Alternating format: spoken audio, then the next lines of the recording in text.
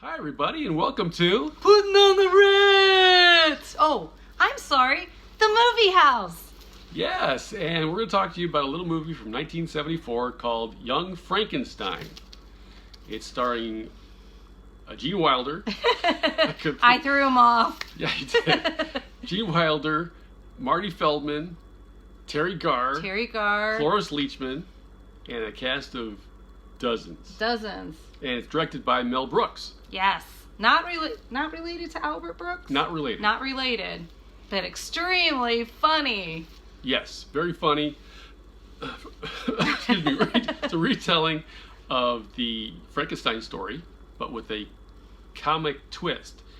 Gene Wilder is a descendant of the Dr. Frankenstein, and he himself, of course, is a doctor.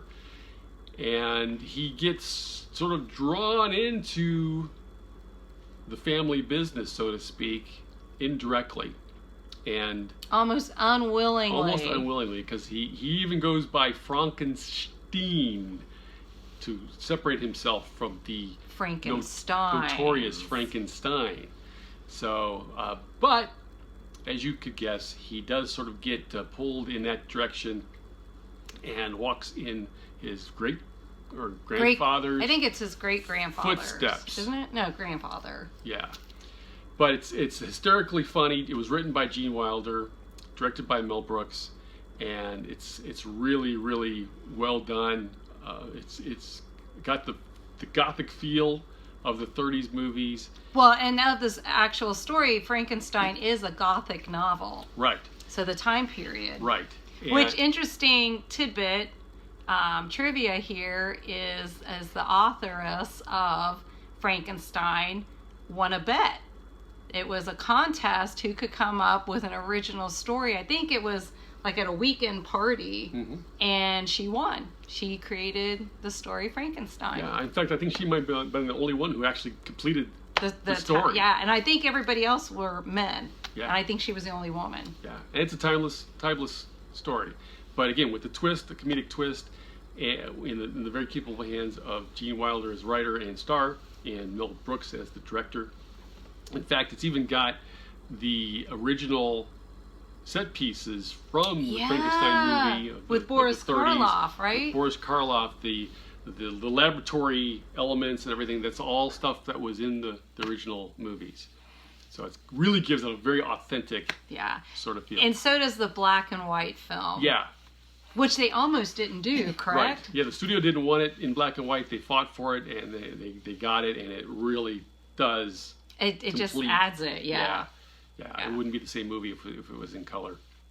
And wasn't it too the it was the agent who had Marty Feldman and Peter Boyle, right? Who went to Gene Wilder and said, "I want to do something with all three of you." Wasn't that how it went? Yeah. It was basically the agent sort of puppet mastered the casting so he could get paid by all his clients being all in the same movie. Yeah, it's kind of funny. Hey, that's Hollywood for you, right?